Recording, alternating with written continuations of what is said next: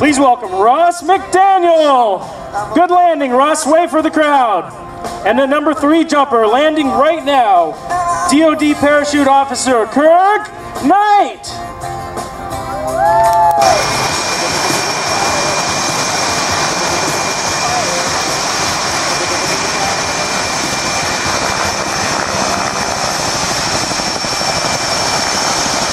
After their destructive gun runs eliminate the DC in the area, Cobra 3-3 will now go and escort the recon team in, while Cobra 3-4 remains on station to keep the LZ under surveillance and providing the 45 if necessary.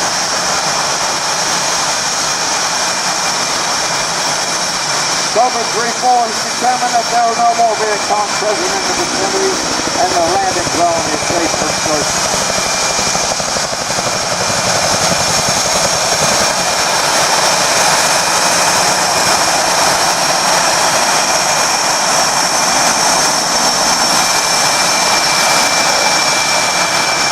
Ladies and gentlemen, if you'll look up to your left, the recon team is inbound in UH-1 helicopters, lift 2-1 and lift 2-2. Cobra 3-3 now leads the Huey helicopters into the landing zone. Let's listen to their radio calls. Cobra 3-3 is lift 2-1. Lift 2-1, Cobra 3-3, go ahead. Cobra 3-3, we're inbound.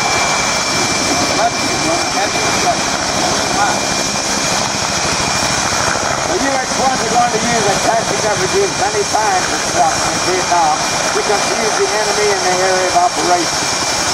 They will make a false insertion into a different landing zone nearby, but then they will take off and insert the reconnaissance team into the real point of insertion.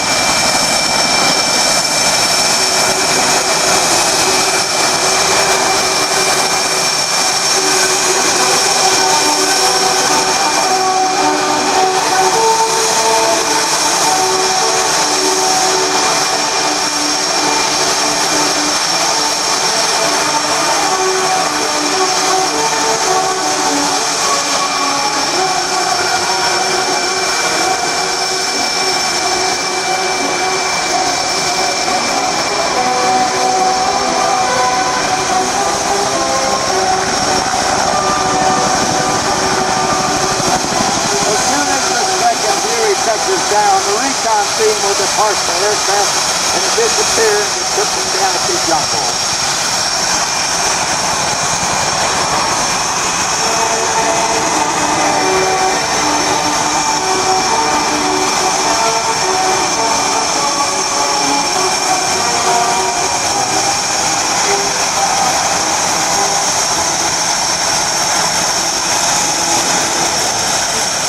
The helicopter here today are real combat veteran aircraft that flew hundreds of combat assault missions in Vietnam and Desert Storm.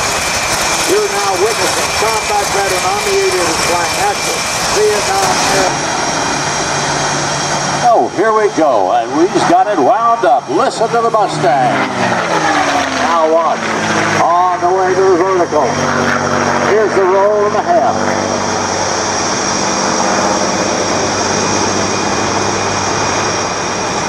Up over the top. And now on the way down, rolls it over the top, maintains a positive G right into the sun.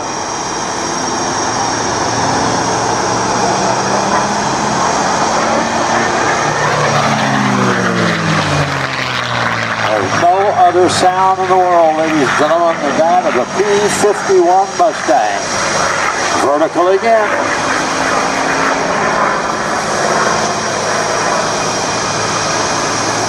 Lets it float a little bit over the top now on the 45 down line. Rolls it back to the upright. First half of the Cuban 8 maneuver, developed by a Cuban aerobatic pilot during competition. The judges didn't know what it was. He called it an 8 on its side. They said, well, it's now called a Cuban 8. Here is the reverse part of that Cuban 8 maneuver.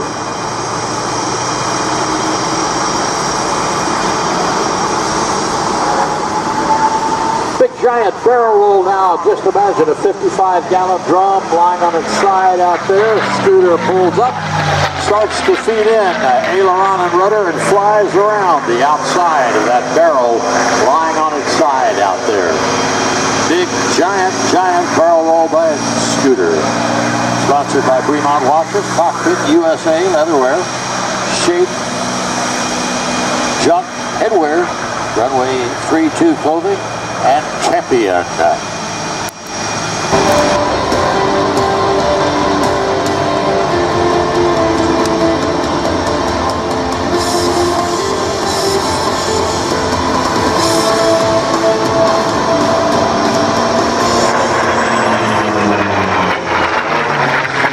Capable of speeds over 470 miles per hour, the engineers at Chance Vought Aircraft designed an airplane that was not only fast, but highly maneuverable.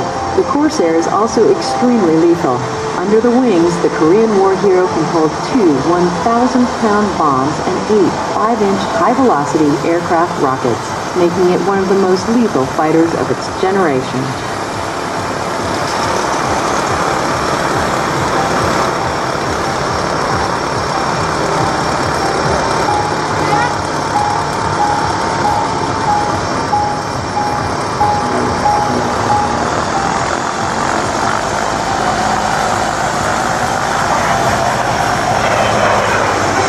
Powered by an 18-cylinder Pratt & Whitney R2800 engine, the Corsair develops an impressive 2,650 horsepower.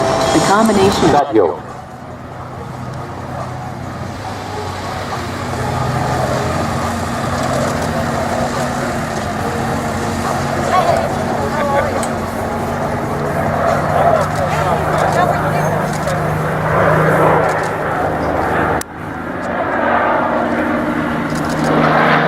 closely.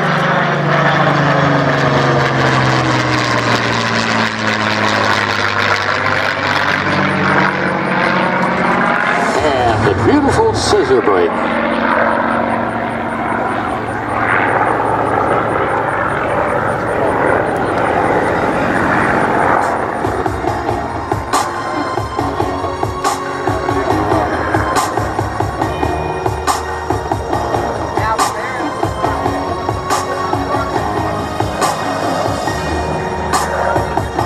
Ladies and gentlemen, from show left to show right. It's the pitch and roll.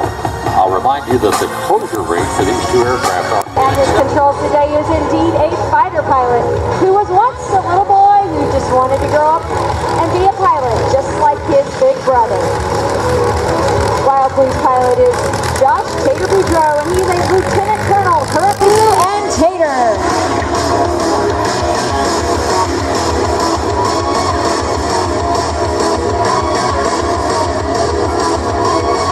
Josh's older brother inspired him, but it was when Josh was a sophomore in high school and his big brother had finished college and was then in the pilot training program in the Air Force that he brought all his pilot training friends home with him for a visit to Louisiana. And that's when Josh learned about something called the U.S. Air Force Academy. Not only could he get his college paid for, but he could go on to be an Air Force pilot by graduating from the Air Force Academy. And that's exactly what Josh set his sights to do, because he knew right then that he wanted to be like his big brother, but he wanted to go straight to pilot training from college to achieve his dreams. Josh studied hard to make good grades, and he started learning flying, taking flying lessons, paying for him on his own. On his 16th birthday, Josh soloed for the first time, and a month later, had his private pilot's license.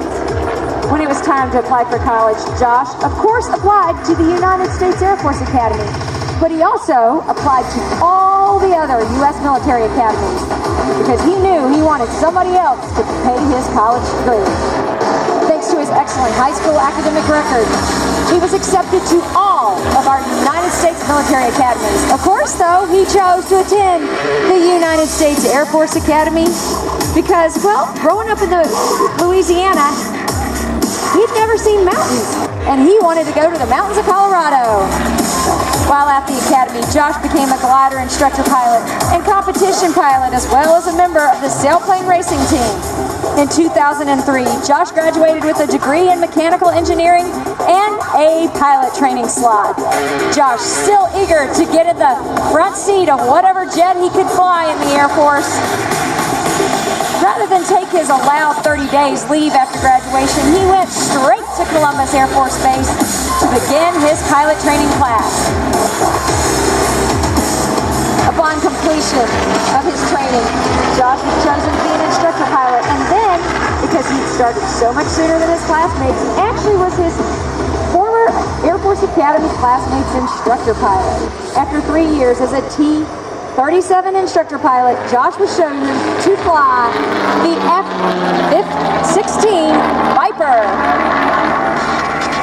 In 2013, Josh was selected as a pilot for a United States Air Force demonstration team and flew with that team in blue until 2015. Josh has amassed almost 4,200 hours as a pilot, with over 2,200 of those hours in the Viper, which he still flies today for the U.S. Air Force. Having entered the air show industry as a fighter jet pilot and realizing that air shows were a great way for him to share his passion in flying and inspire others to follow their dreams, Josh joined the Wild Blue Rodeo team in December of 2016. He completed his training in March of this year and flew his first show as a Wild Blue pilot in August at Dover Air Force Base. Now, Wild Blue is a home built from a factory-made kit. The RV-8A is an airplane that many can aspire to learn to fly and fly aerobatically, just like Josh has been demonstrating now. Wild Blue was certified airworthy by the FAA in 2006. He can go up to speeds of 200 miles per hour. His engine is a fuel-injected Lycoming IO 360 with 180 horsepower, and his propeller is a Whirlwind 200 RV. Everything's a stock, except for a few things.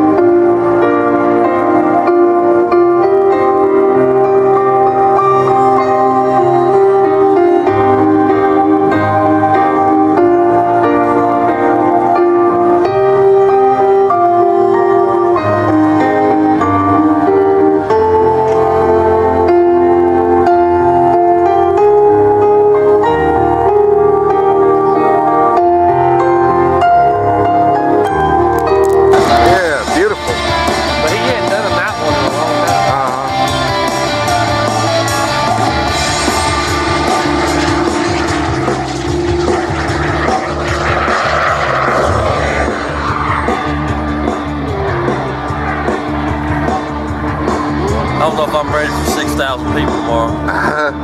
Prepare yourself. This is nice. Very.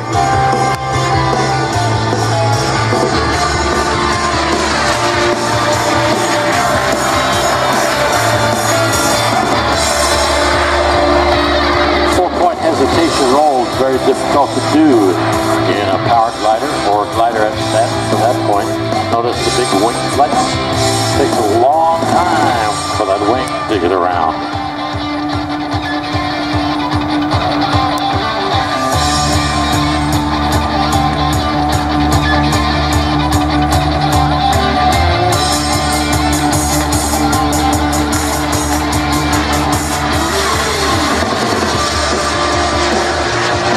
Further again.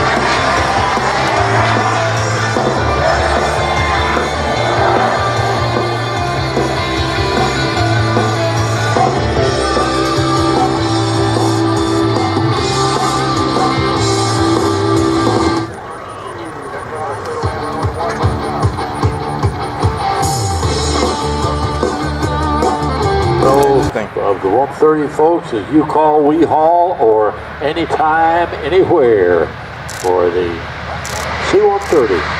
Here we go.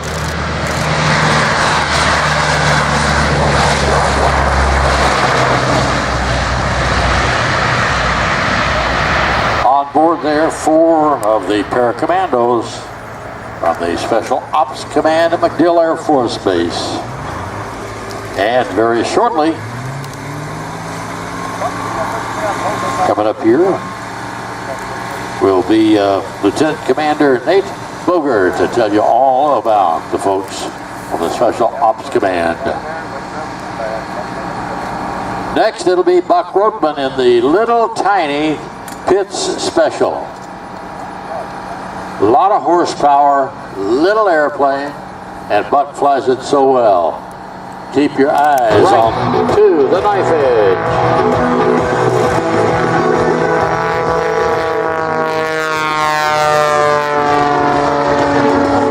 Listen to the sound of that light moving engine as it pulls the little tiny biplane skyward. Over 15,000 hours of flight time. Mr. Buck Rothman, currently president of Wild Horse Aviation.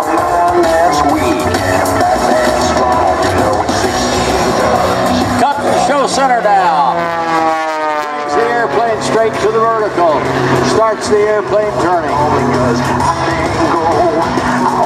Little step roll to the inverter there. Upside down, flat spin, and cross controls brings it out beautifully.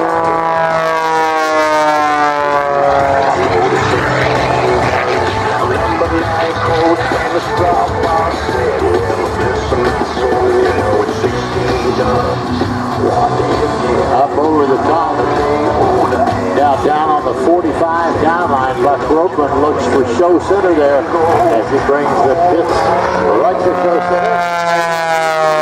Another hard pull right to the vertical. Airplane turning, running out of airspeed. He's going to stop and let the prop in the engine keep that airplane turning in a torque roll. He'll back right up now. That's the engine and the prop causing the airplane to turn. Backs it right up down through his own smoke in the torque roll.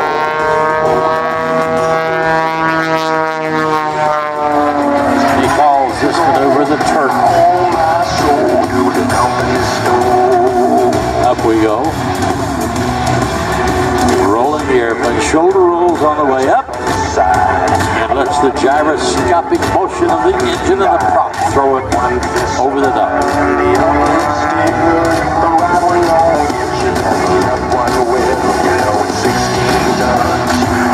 Once again, hard pull to the vertical. Now watch the airplane as we go nose over tail and wingtip over wingtip. As Buck lets the airplane tumble through the sky.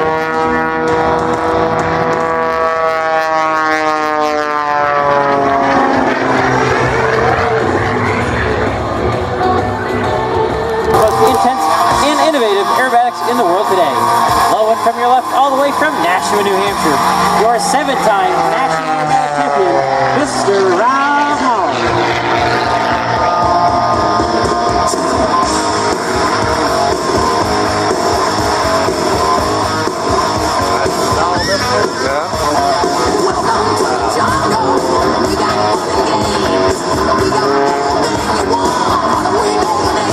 Rob has been flying for 25 years and has accumulated more than 12,000 hours of flight time and more than 170 different types of aircraft.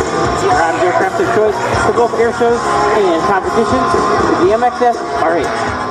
Rob will be flying in front of millions of people this year at locations all across the United States. Ladies and gentlemen, Rob Holland and NanoPro MT would like to welcome all of you to our 2017 Celebrating Freedom Tour.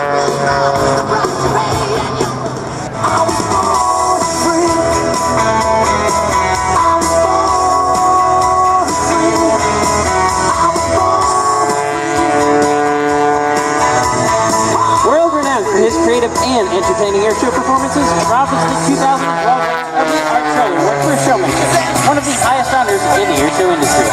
Rob has developed many groundbreaking, one-of-a-kind maneuvers never seen before. Now let's watch as Rob performs one of those maneuvers. We like to call this the Frisbee.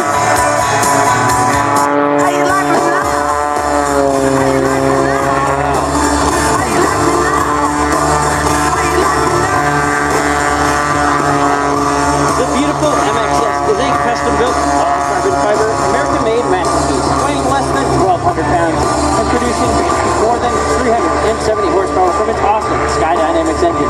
The MXS is arguably the highest performance aerobatic aircraft in the world today. With a roll rate of nearly 500 degrees per second and rated to a bone-crushing positive and negative 16 G, the MXS is the only aircraft capable of meeting Rob's extreme demands to perform many of his trademark maneuvers. During today's show, Rob will be experiencing nearly 12 positive G's, shoving them into the cockpit, and almost 9 negative G's, trying to throw them out of the airplane.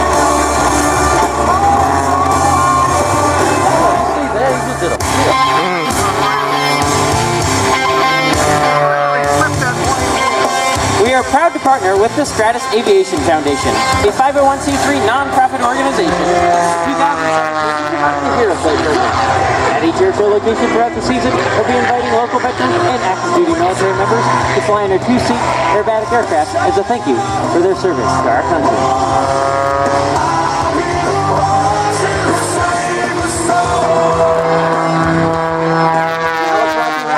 For another one of his groundbreaking maneuvers.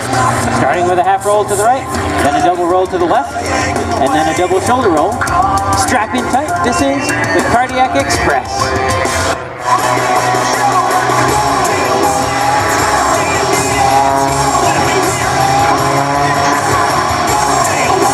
All of you can also get involved in the Hero Flight program. If you go to www.stratusaf.org, that's STRATUSAF.org, you can find information on how to donate, how to participate, and also how to nominate a veteran for a flight with the team.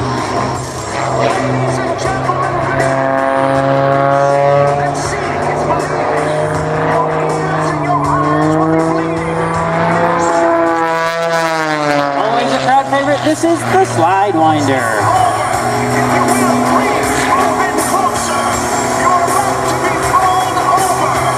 Check out Rob just hanging off that whirlwind propeller.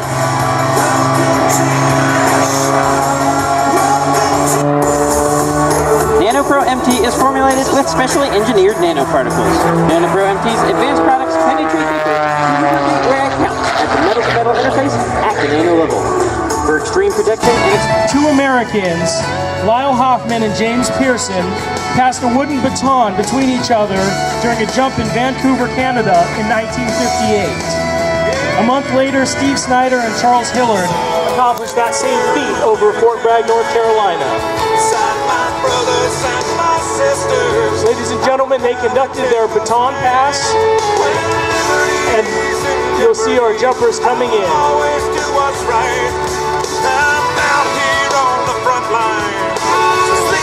Since that time, parachute teams have presented a baton as a sign of respect and gratitude.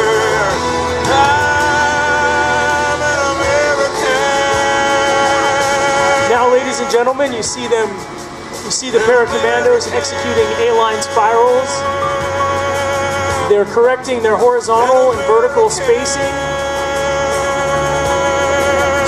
to form a stack formation. Basically, they're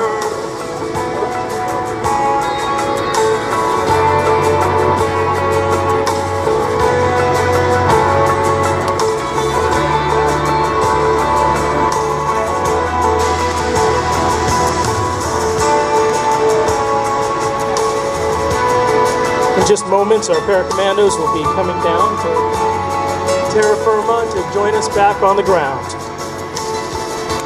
Ladies and gentlemen, they can hear you now. Let's make some noise for our SOCOM para-commandos.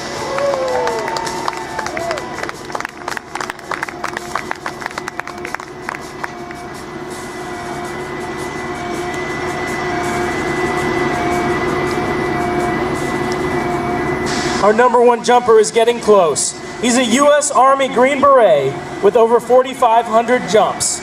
He's deployed to Iraq and Afghanistan and is the only member of the team to be awarded the Bronze Star with the V for Valor. Ladies and gentlemen,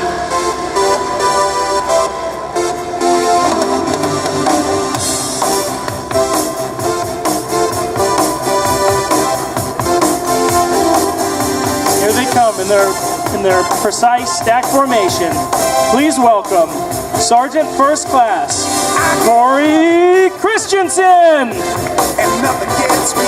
Number 2 jumper. Airport couldn't do it without the airport and their cooperation. We say thank you so very much for all your support that you've given us here today.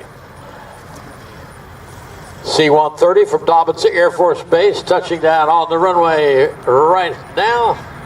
Beautiful job. Listen for those propellers to be reversed.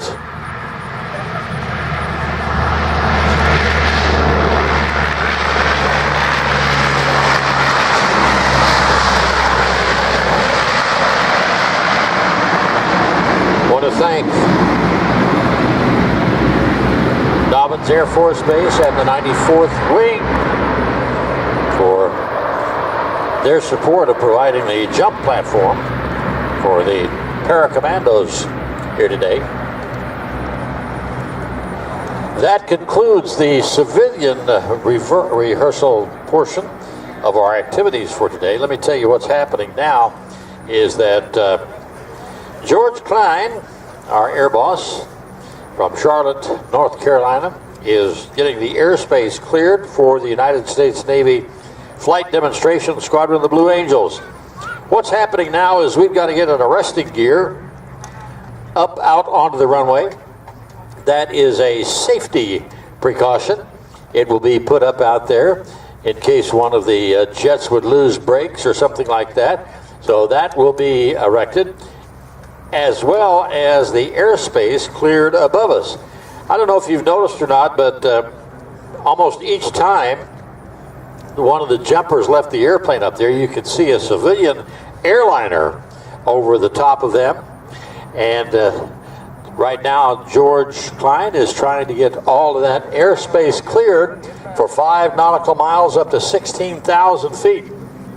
Reason being, the United States Navy Blue Angels travel very, very fast, and they go very, very high during their performance. And today, we have beautiful skies and enough for a high show, so we're pleased about that. We'll get the full Blue Angel show in for you today, but we've got this work to do here to get that barrier cable rigged out there, get the airspace cleared, get the pilots. They've finished their briefing, and should be about 15 minutes or so, and we'll be ready to fly with the Blue Angels. So just bear with us. I'd like to ask John Hickey to play a little music for us while we stand down and wait for the Blues. We'll be back to introduce them shortly. Thank you.